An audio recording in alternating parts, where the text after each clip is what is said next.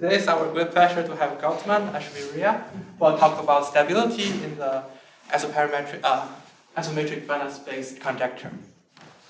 Thank you. Thank you everyone for coming to my talk. I will talk about stability in the Banach isometric conjecture, and this is joint work with Dmitry Faifman, who is now at the University of Montreal. And please stop me whenever you have questions, or if I skip a definition, which let's see.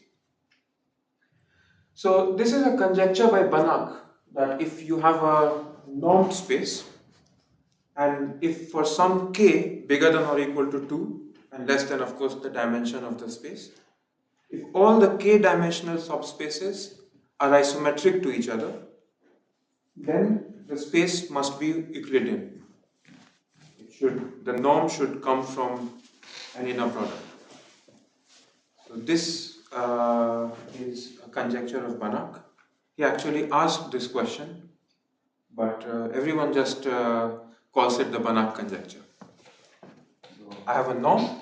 So when I restrict the norm to every subspace, it is a normed space. And if all of them are isometric to each other, then the thing has to be an inner product space. Isometric in which sense? In the sense that there is a linear map. So two Banach spaces are said to be isometric. There's a linear map which preserves the norm. So for example, if you look at the usual Euclidean norm and the L1 norm, they're not isometric to each other, because there is no linear map which preserves the norm. Okay, so any questions about the conjecture? So the constant is not one, isometric constant. Not necessarily one. Not necessarily. So what do you mean isometric constant? It's easy to write down inequality rather than to say probably yes. So I'm yes, it is not one. So yes. So you mean in the Banach-Mazur, the norm of T inverse times the norm of T. Yes. So it is. So I assume that all of them are isometric to each other. So the Banach-Mazur distance is 1 between all the subspaces, k-dimensional subspaces. And from this, Banach says that the whole space should turn out to be Euclidean. Why did he ask this? This I actually don't know.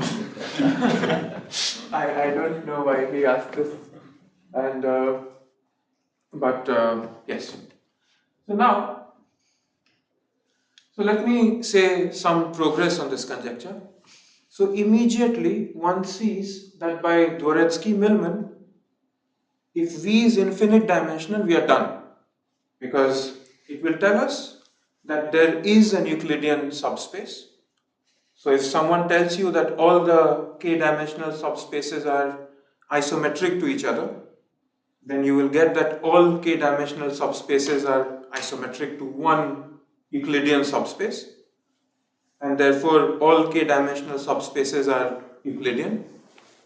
And being Euclidean is really a two-dimensional property, right?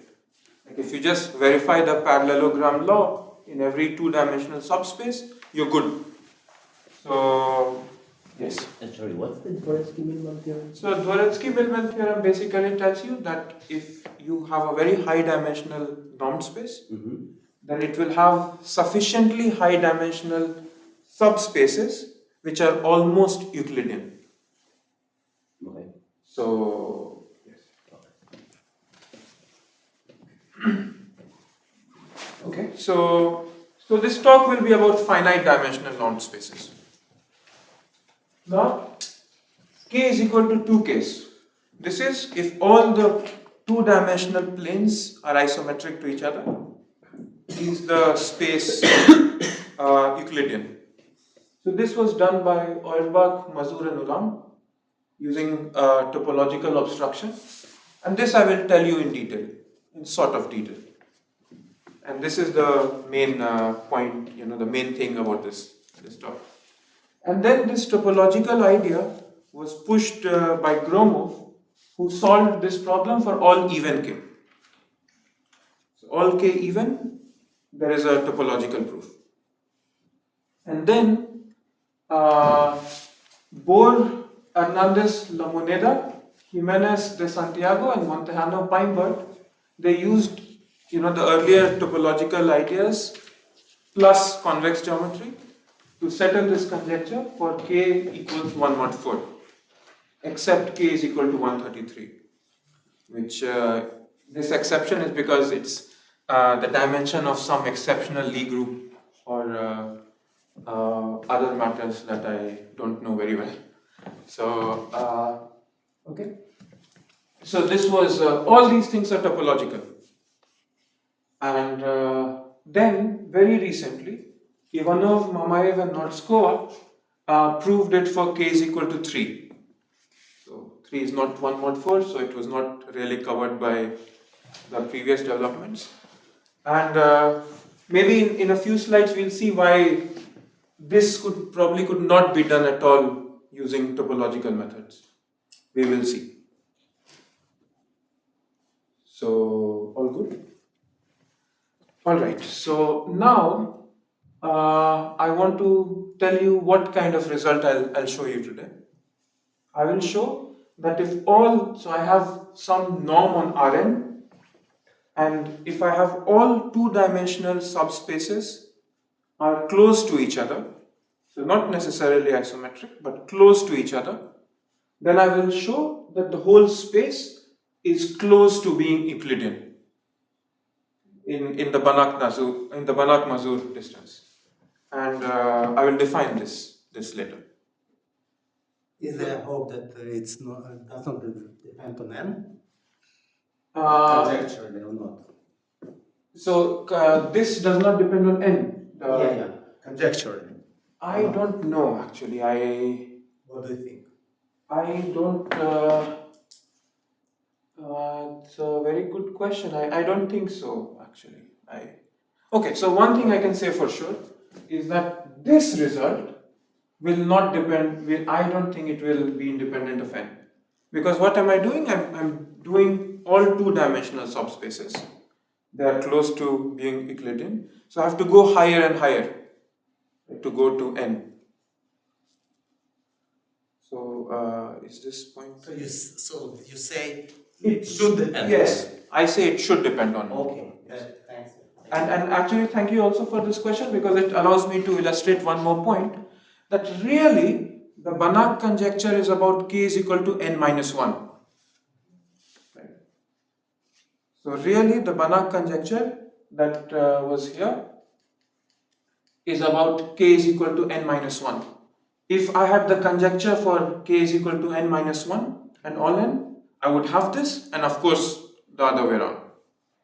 Because if all k are isometric, then the k plus 1 will be, and so on. So, alright, so I will.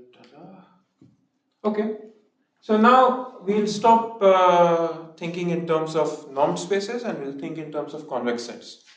So, if you have a norm on V, and by the way, I will not assume my norms to be symmetric. So I will consider also asymmetric norms. So I just want, if you multiply by a positive lambda, that lambda should come up. So asymmetric norms are good. So norms on V are same thing as convex body containing the origin. And if you have a convex body containing the origin, then using its gauge functional, you define a norm on V. So basically, geometry of or norm spaces on finite dimensional spaces, on finite dimensional Rn is same as looking at the unit poles.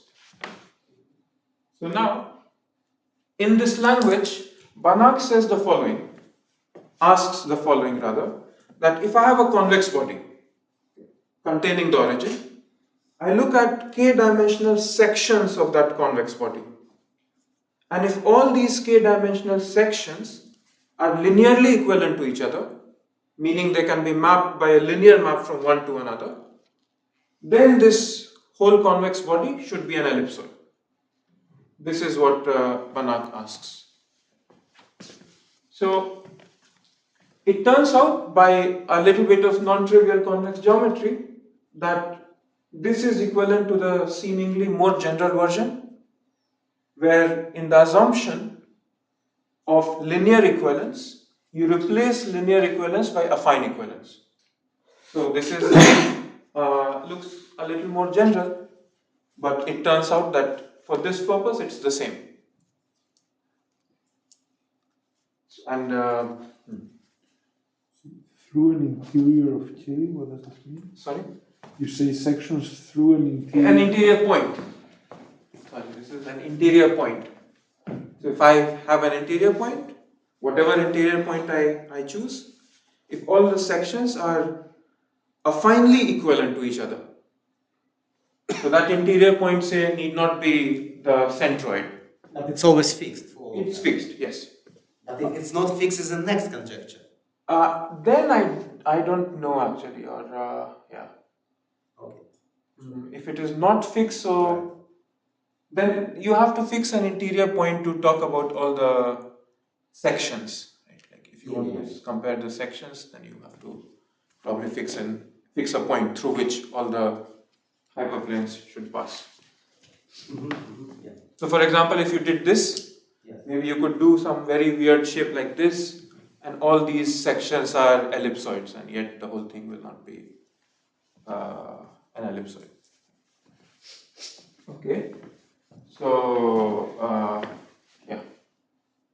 Now, let me introduce the main tool in this proof.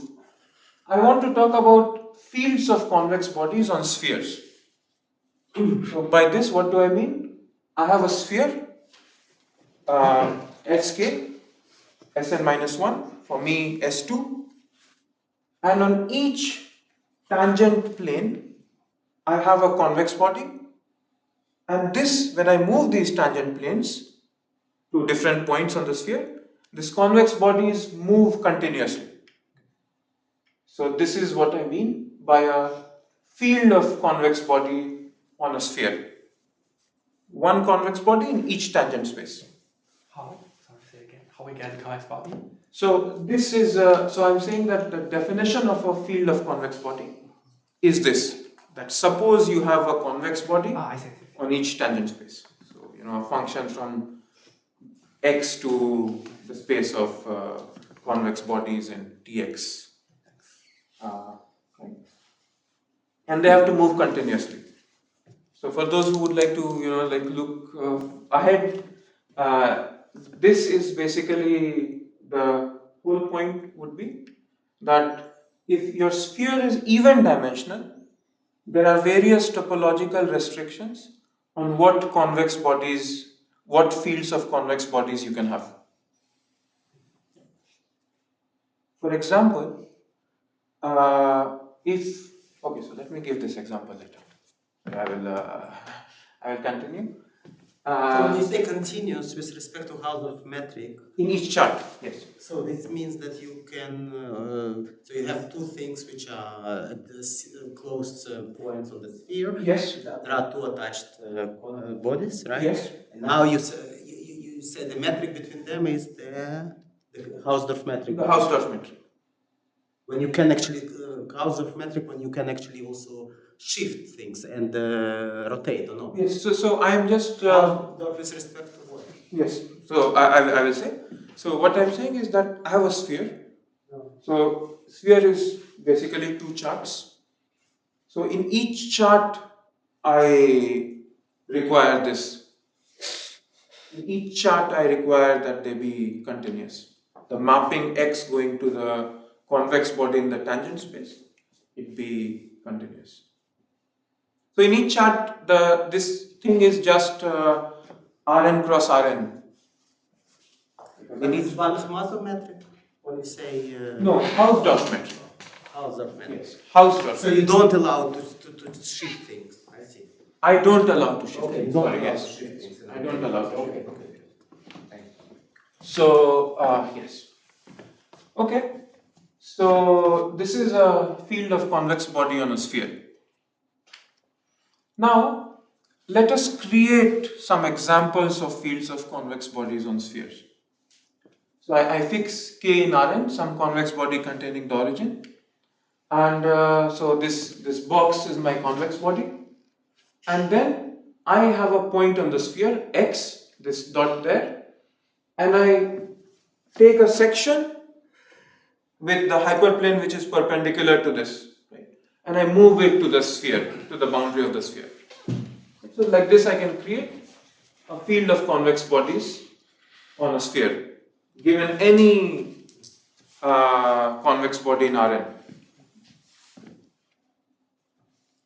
And so the point is that if all these, in Banach's setup, if all these things are isometric to each other, it basically says, and this comment will not be very important, I mean it is important, but you will see it in more detail later. But the point is you can move from one tangent space to another purely using isometries of the body K. This comment will become more apparent later. But now you're in the setting that k is equal to n minus 1. K is equal to n minus 1, yes. Yes. So now I'm in the setting K is equal to n minus 1. All this motivation that I'm giving right now is to prove the case of K is equal to 2 and n is equal to 3. Okay. So, yeah.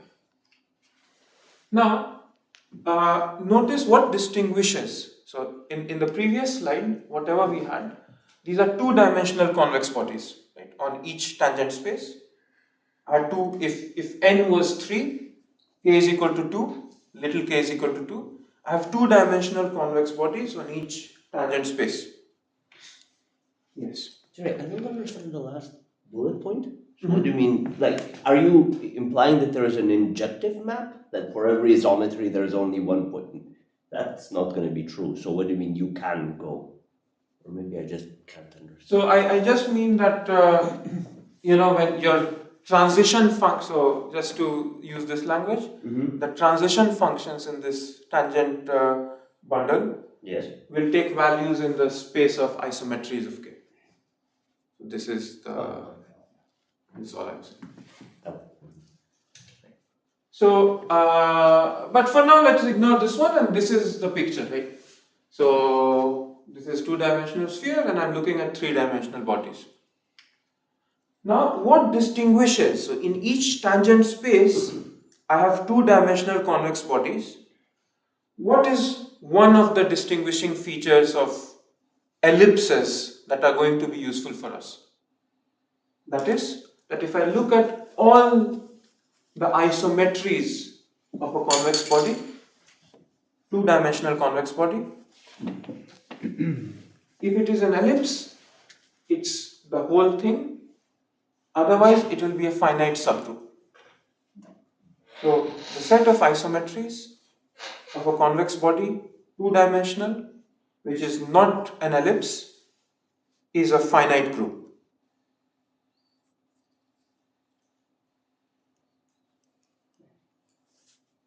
So this property will be crucial for writing the proof of Auerbach-Mazur-Ulam. So now, what do? Now this slide will have the proof of Auerbach-Mazur-Ulam. Now I take K to be a convex body, all two-dimensional sections are isometric to each other. So I fix some point x0. I fix some point x0 and look at, for any other point x, I look at the collection of all affine isometries from kx0 to kx. Okay, all affine isometries from kx0 to kx. I know they are all isometric, so there is a finite group. So this is a finite group, it's a finite set, continuously sitting on top of each point x on the sphere. So at above every point on the sphere, I just put the set, which set is the collection of all affine isometries from kx0 to kx. But But a fine isometry of two triangles can be just slightly rotated triangle, no? A fine isometries of two triangles. And they have the same triangle just slightly rotated. They are the same triangle. The slightly rotate will be like I need to, for example, I will rotate this and move it to this, and this to this, and this to this. So it will not be a slight rotation will not be a fine isometry. Why? So if I think of this, so let me think like this, because up to scaling, this is all. Let me look at only the positively oriented ones. So up to scaling things, I'm essentially I rotate. You embed one to another. Sorry. Yeah, you have to embed one to another. It's Yes. not. So I have to map, and affine isometry would mean an affine map which takes this triangle to this one. The rotation is not an affine map. Rotation is an affine map, but how many rotations do this? Only 3 rotations will do this. So there is the identity, which is just this. Then I would rotate and scale perhaps to move this point to this point. So my picture may look something like this. There will be the identity, and I do one rotation to move this vertex to this, and then one more. No, I understand what you want to say, but I just don't understand why you can. It's a linear map. Yes, rotation is absolutely everything. Yes, absolutely. So why not just rotate 1 degree? Why No, it's but hidden? so because if I just rotated this by 1 degree, Yeah. it would become something like this. It is an affine map, everything is good, Okay. but this is not an affine self-isometry of the triangle. So if you give a definition, this is all phi, which map kx not to kx. Yes. So if I have 2 spaces, V and W, I look at Okay, I understand. Yeah, this is You are the giving a definition. field and then you. Yeah. So, okay. So this is, so basically the point is now that there is a finite set sitting on top of each point in S2, varying continuously. S2 is simply connected, so I can pick one of them continuously. I can take a section of this, of this, and now I take some line in the original tangent space.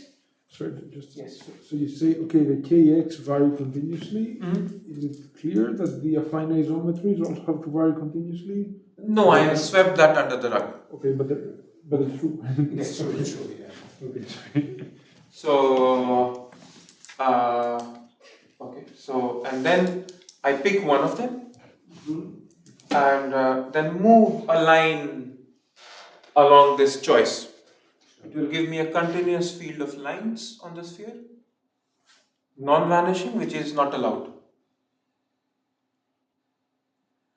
You see the line you pick. I don't. So what So I you pick one of the points and it's fine at the phi. yes, at each point I had x naught, kx naught.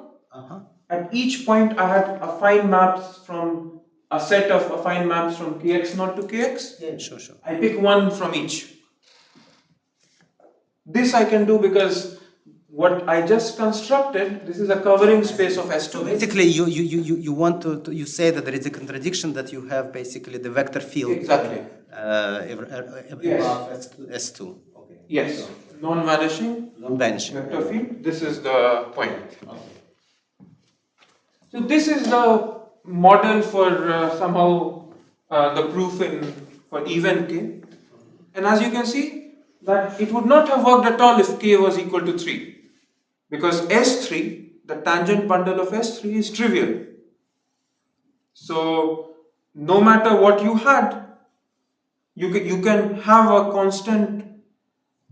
So what this says is you cannot have a constant field of convex bodies up to isometry if it is not an ellipse. But if k, little k, was equal to 3, then I would be looking at S3, whose tangent bundle is trivial. So nothing stops me from putting whatever I want. So this is k is equal to 3 is one example where such things won't work. And this makes the recent proof of this case very, very special. But Gromov faced some difficulty, no, when he proved for even, so like the fine group is like the isometries is not finite anymore. Yes, It's yes. not ellipsoid. Yes. You should be a little bit more careful, right? Yes. Okay. So I will maybe towards the end, if I have time remaining, I will just sketch Okay, thanks. in a language that I understand of what Gromov's proof is. Can you say again the sentence? What is the contradiction? Because you pick a line, you rotate it continuously everywhere, and then Yes. what's the contradiction? So this gives me a continuous vector field, non-vanishing vector field. Everywhere, okay. Yes, on the sphere, and this is not allowed. Okay. So very nice. Now what I will do is we are good till here. Can you explain what fails here if they are all ellipses? Sorry. If they were ellipses, what would happen? So if there were ellipses, if there's no, like this is, so it would not be a discrete space. So it would not be a covering, what I have constructed over here, would not be a covering space of S2. Right? Because in the definition of a covering space, your fibers have to be discrete. Right? So it would not be a covering space. It would, yeah. Okay. All right. So now let us. So this is what Auerbach, Mazur, and Ulam prove. Right? Basically, that if there is a continuous field of convex bodies such that any two are finely equivalent, then they have to be an ellipsoid. And this proof really goes through. So if you look at the topological issues there, it goes through for basically any surface except the torus and the Klein bottle. Because this non-vanishing vector field, non-existence of a field of lines happens because the Euler characteristic is non-zero of the sphere. So this is just a random comment that I made. You can ignore it if you like. Okay. So now, in the higher dimensions, which is not the topic of this talk, but if you would like to know, the point is that the structure group of the tangent bundle, this connects to the previous comment that I made, that you can go from one tangent space to another using isometries of K. This says that you can reduce the structure group of the tangent bundle to a finite subgroup, in particular a non-transitive subgroup, which is not allowed. We will maybe give a short argument at the very end if we have time. Now I will get to our stuff. So first of all, I will tell you what is the sense of approximate and what is almost Euclidean and so on. For this, the definition that I'll use is called Banach-Mazur distance. So the definition is there, but how I think about it sometimes is that, there is this thing called circumradius, which is the radius of the inscribing circle. You can measure circumradius with respect to any convex body. You can measure in radius with respect to any convex body. So this is essentially the ratio of the circumradius measured with respect to k to in radius measured with respect to k up to linear maps. Okay, so if I wanted to look at this is my L. So maybe I will just make L like this by this is TF. And then if my K was an ellipse, then I will just do this. So it measures the ratio of the circumradius to the inradius up to linear maps. So as you can, for example, see, if there was up to affine maps. If there was an affine map mapping K to L, then this thing would just be lambda would be 1. I would choose T to be the affine map which maps L to K, and this would be 1. So this is usually left in this multiplicative form. So it's 1 if things are equal, it's bigger than 1 if things are not equal.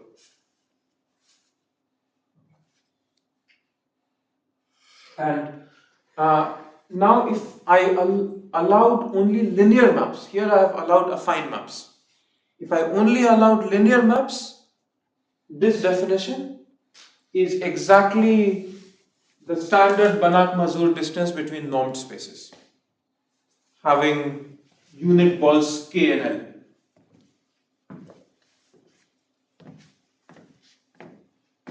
Any questions about this definition?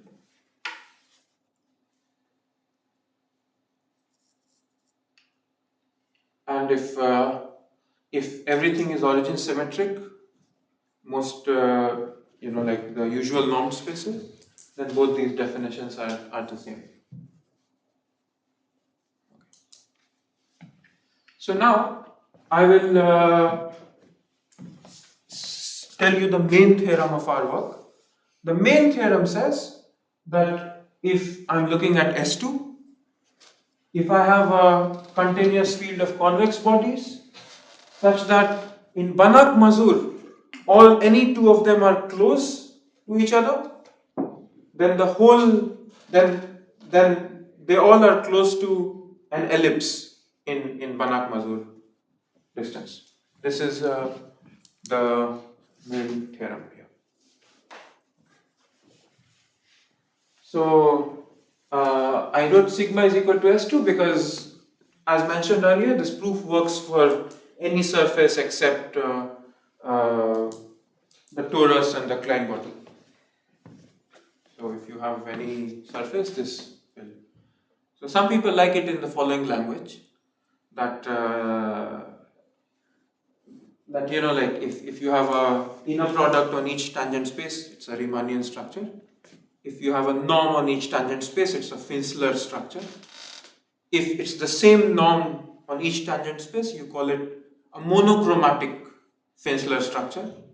So this theorem says that on sigma, an almost monochromatic Finsler structure must be almost Riemannian.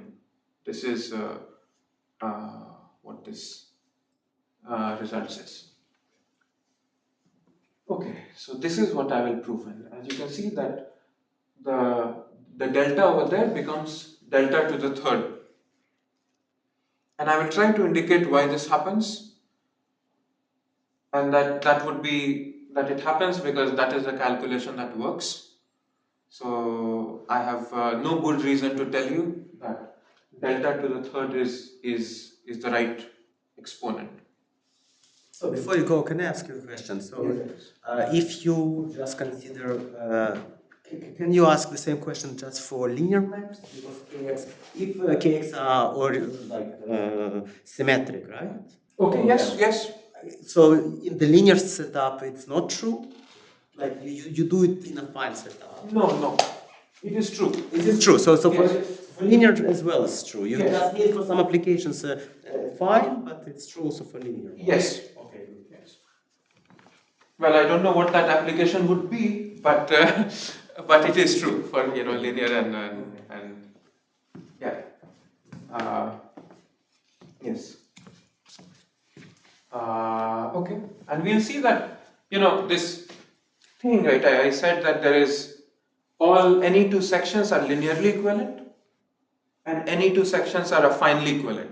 These are, of course, two different statements. I have to go from this little k is equal to 2k to n.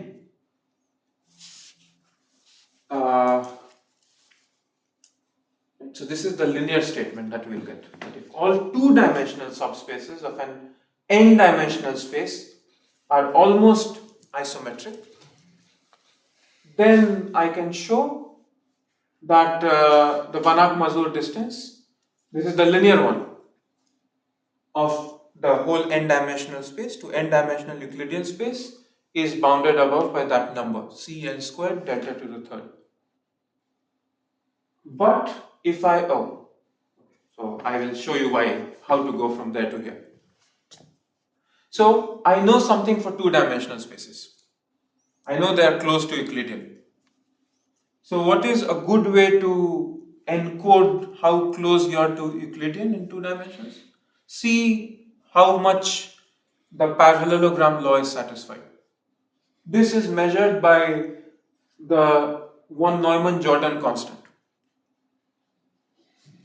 Then you can show, so I know something for two-dimensional subspaces. Okay, I know something for two-dimensional subspaces. From there, I know that the Neumann-Jordan constant is small for each two-dimensional subspace. So the Neumann-Jordan constant is only a function of, like all two-dimensional subspaces. It's a two-dimensional property. So I know that from the theorem up there, I know for two-dimensional subspaces, the Neumann-Jordan constant is small. Now I know that Neumann-Jordan constant of the whole space is small. So now I want to convert that bound to Banach-Mazur, for which we use this result of Passer, which compares Banach-Mazur distance and Neumann-Jordan constant if the norm is symmetric. So is this clear what I'm doing here? The conclusion of our theorem over there says that the two-dimensional subspaces are almost Euclidean. I want to from there say something about the whole space, which is n-dimensional. So all this gymnastics will be required to get that bound. So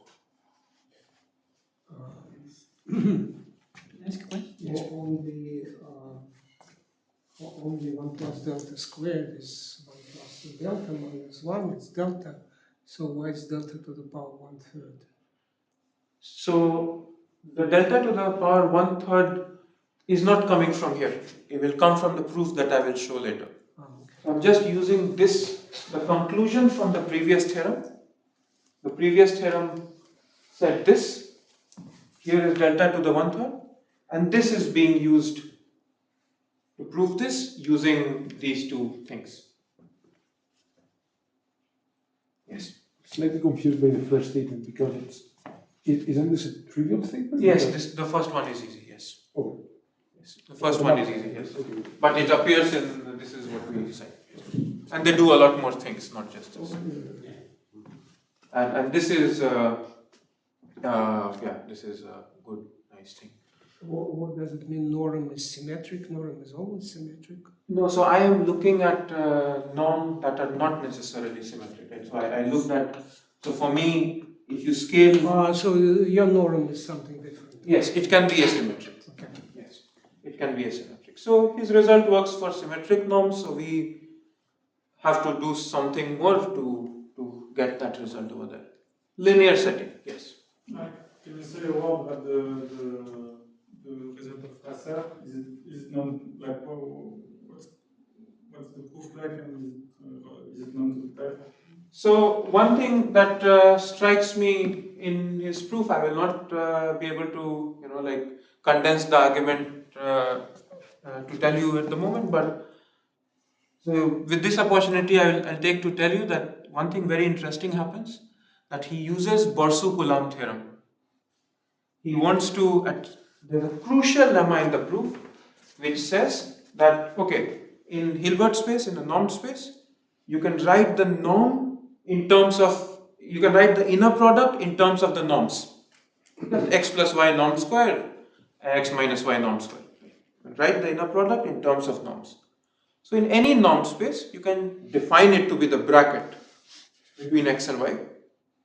And he wants, so one crucial lemma in his proof is that if you are given a bunch of vectors, n minus 1 say, and you want to find, and then you can find an nth vector whose bracket with all of them is 0, which has norm 1 and whose bracket is 0.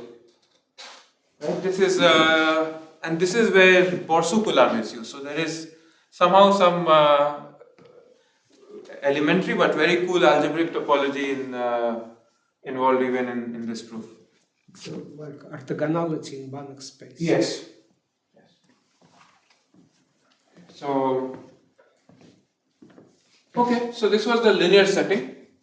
In the affine setting, as you can see, our constants become much worse because there is nothing that we have available that we could use. So we actually give this argument. So this in the paper may be of independent interest.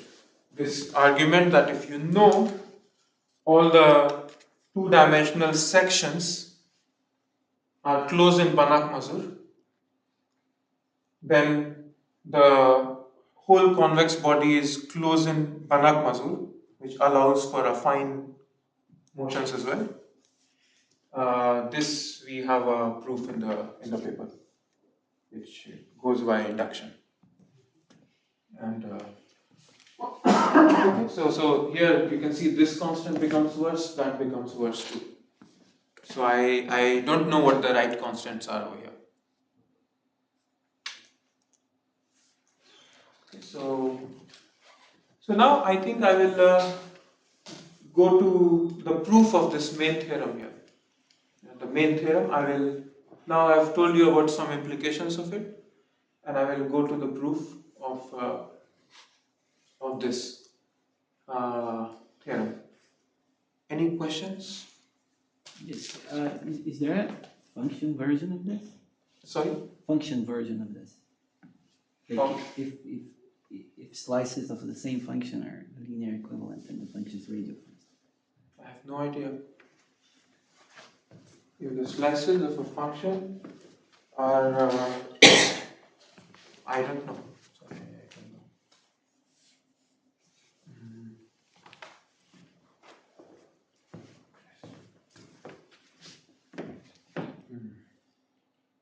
Yes, I don't know.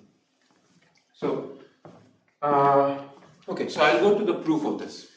This was linear implication and this was affine implication. So now, what do I want to do? The original proof reduces continuously a finite set on top of a finite set with the same cardinality on the top of each point in S2. This is what the original proof does. Once you have it, you can pick one, and those are actually affine maps. So you can use them to move a line. So this is the original proof. Now we know that they are only approximately isometric to each other. So what do we do? The first thing is that now I want to compare a convex body not in two tangent planes. I'm comparing a convex body in two tangent planes. They're not affinely equivalent.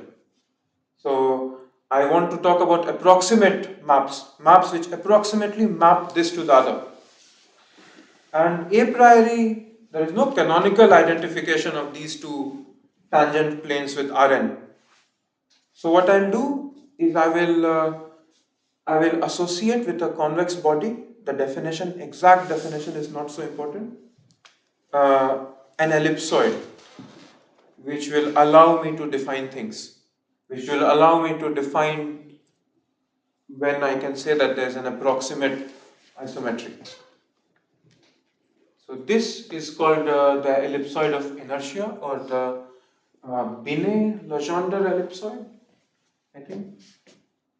So in a differential geometry language, one could say that this is associating the Finsler structure with a Riemannian structure. This is what I'm doing. Okay. So now I want to talk about approximate isometries. Can you define what the ellipse is?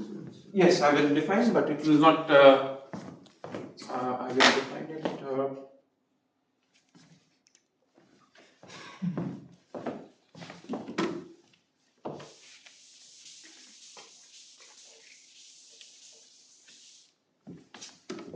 If I have a convex body in Rn, then I will define a dual norm first by on the duals, a norm on the dual space.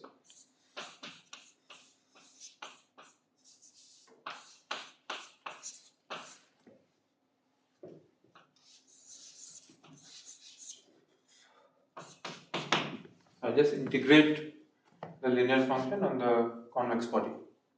So this is a norm on Rn star. Who is phi, c, x, and y? B and c And UK. are in Rn star. And UK is uniform on Q? UK is actually, let me be a little more precise here, because n plus 2 divided by volume of K. Yes. But it's a function of the. That's okay. Sorry, I just thought that there are two y's already, so it will be better to convert the x to y. So this is a norm on Rn star. These are linear functionals.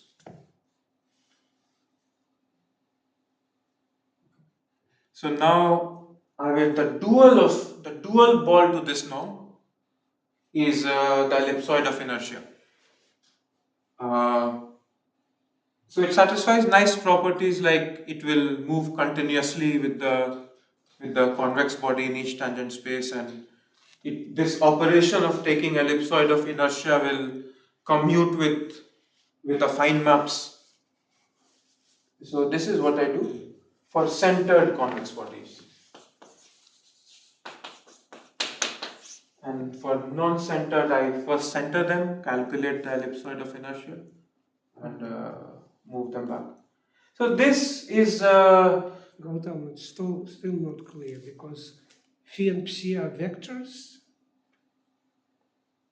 they are Vector functions. they are linear functionals on Rn. So they are real valued Rn to R.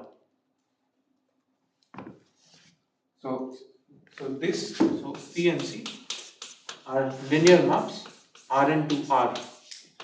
I'm looking at linear functionals. So I want to define a norm on Rn star. So I should tell you what should be the, I could tell you what should be the inner product between two linear functionals. Okay. So this is, I will make a statement which I don't understand very much, but so it is the ellipsoid of inertia is the ellipsoid which has the same moment of inertia as the convex body K. Covariant, you? It's essentially covariant. Yes, but is it the same thing as if I take the uniform measure on K? Yes. I don't know how to extract more geometry out of this, except that it's nice that it commutes with taking affine maps and so on, and it has nice continuity properties. I think you should check. It is not known if the association of John's ellipsoid, for example, will give a continuous motion. Like if I have a continuous field of convex bodies, I don't know how to guarantee that. Associating John's ellipsoid will make it continuous. But these are not joined. These are not joined. This is not contained inside necessarily. This is not containing K necessarily. Okay, so yes. So this is the ellipsoid of inertia. For me, it allows me to talk about approximate isometries because K and L are convex bodies sitting in same dimensional but different spaces, right? Different linear spaces. So this allows me to make an identification. So I will call an alpha approximate isometry from K to L. I look at all maps G which map this ellipsoid of inertia to that ellipsoid of inertia, and then I will see in Hausdorff of the target space how much the image of K is away from L.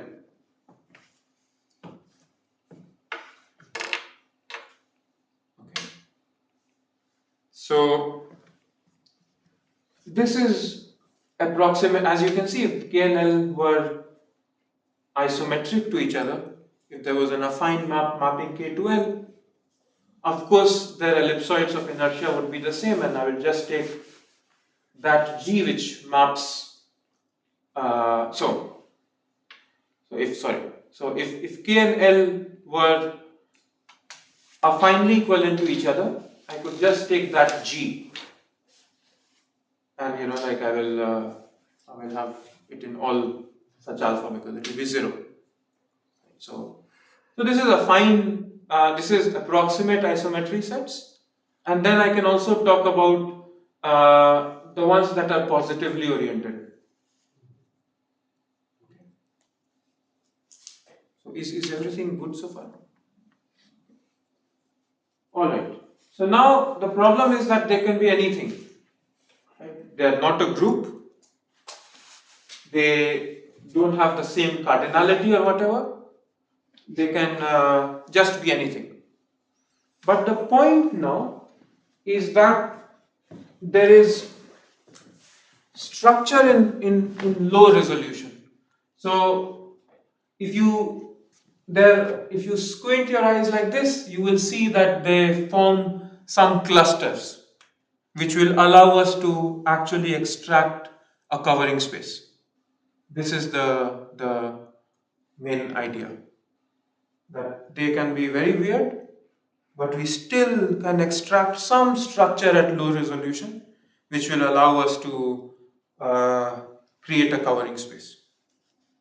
So you want to say that these thickening things are still discrete, or yes, so there will be some notion of how, in which I can clump some of these together so that they look like discrete things, and so that I can kind of form a covering space and somehow repeat that argument. So this is the main point, and so first of all, now I will proceed towards. So is this clear that what I am trying to achieve here? You will explain what do you mean by clustering and all of that? Yes, I will explain what all these hand-wavy terms will be explained. Yes. So this is what I want to do. I will see some clusters. I will find a covering space, so I can pick one cluster continuously, whatever that would mean there, and then I would be able to pick one from that cluster. And all this alpha beta thing will unfortunately take me from delta to the third. This is what the plan is. Okay, so I claim that they're not very bad. So let's see. So one thing that was used in Auerbach, Mazur and Ulam was that if your isometry, the positively oriented isometries are the whole circle, if it's everything, it has to be an ellipse. So now I will use a stable version of that. That if your approximate isometry sets form a net on the circle, if they are dense enough, then you will be close to being an ellipse. So this is one ingredient.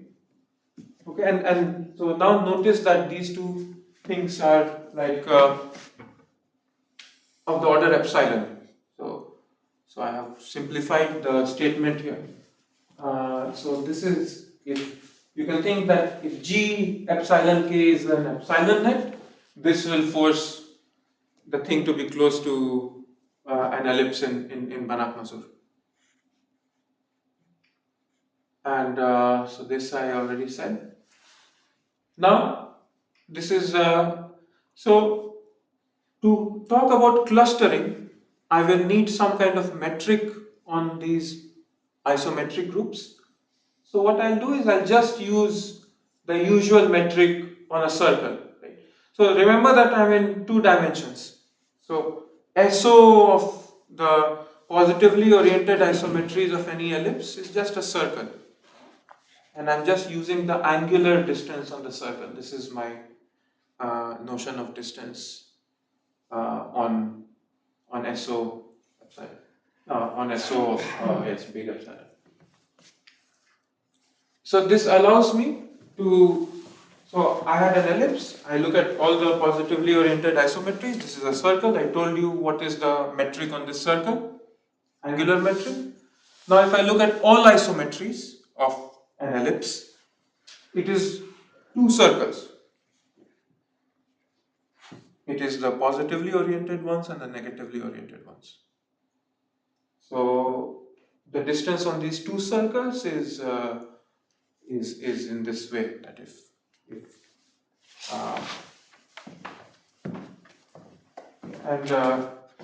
you can, if you don't like to think about it a lot right now, you can just think that there is a natural distance on circles.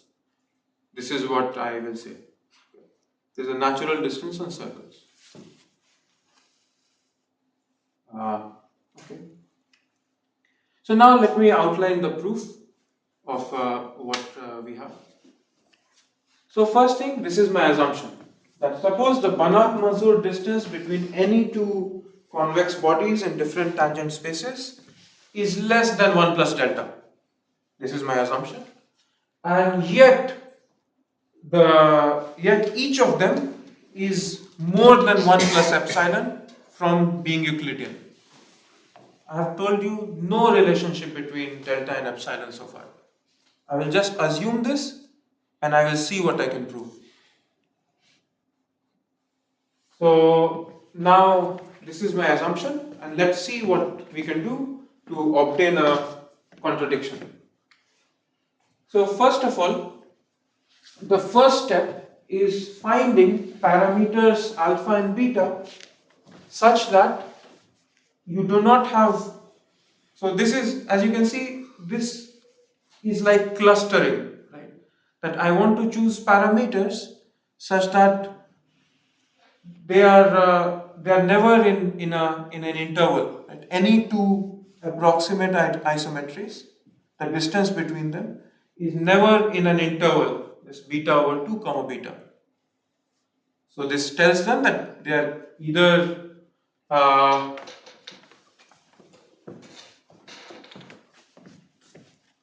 so is this okay? No, why do you have such a Yes, this I have not told you. I'm just saying that this is the first step. Okay. This is the first step. So to get this first step, what I do is first using my assumption that they are not close to Euclidean. Using this assumption, I know that the positively oriented, almost affine isometries of Kx are not very dense. Using this, I show that, because identity is always there, that the positively oriented, there is no positively oriented isometry which is too close to identity. Otherwise, I will move it around and so this is the point here. So I will so this part, choosing an alpha and beta, this results into alpha being like epsilon square and beta being like epsilon. This is just combinatorics. I wanted to make sure that if I had something, I could move it around and it would become dense. There is no, I mean, it is a mathematical reason, but there is no genuine mathematical reason for this to be like epsilon square and like epsilon. So now these will be our clusters. So I will say that two almost isometries are in the same class if the distance between them is small, smaller than beta over 2. I showed that there cannot be anything between beta over 2 and beta. So either the distance between them is small or it is very big. So this is so it is either small or it cannot be, it cannot be intermediate. So this will result something like this.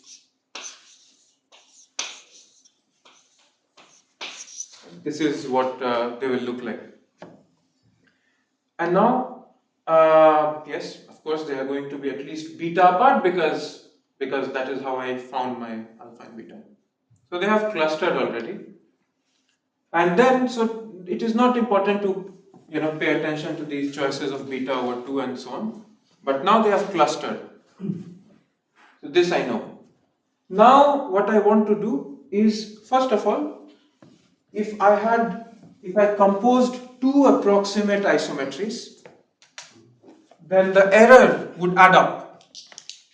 Right? This is natural that if I compose two of them, the error would add up. So I need some room to make sure that when I go from my fixed point to each one of them, I can identify one fixed point to each one of them and not exceed the clustering that I had from before. For this is basically finding a range of values for which the number of clusters for kx0 doesn't grow. So this is, like it's late afternoon, end of the talk, I'm doing these epsilon deltas, but I'm just trying to say roughly what this thing is. So this is how I form,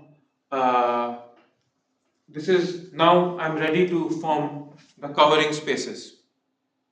So I had clusters on each across isometries, and I know that self isometries are constant in the sense of clustering for a range of values of alpha. So now, in the final step, this is the covering space that we will get. That this allows this safe interval that I took in the previous step, for which the number of clusters doesn't grow.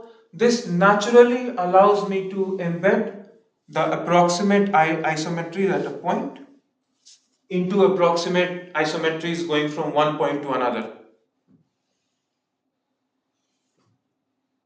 So and this is really, this collection of these clusters are something, we have fixed number because of the choices that I have made.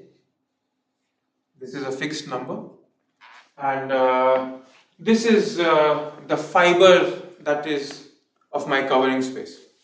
So it's a weird object, it's not points in the usual sense, but it is something. And I can topologize this to make an actual covering space.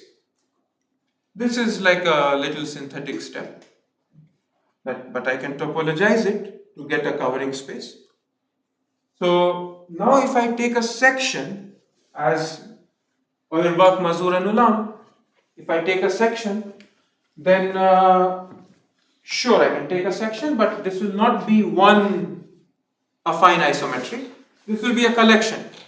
There's a collection which has some, like it has some structure to it.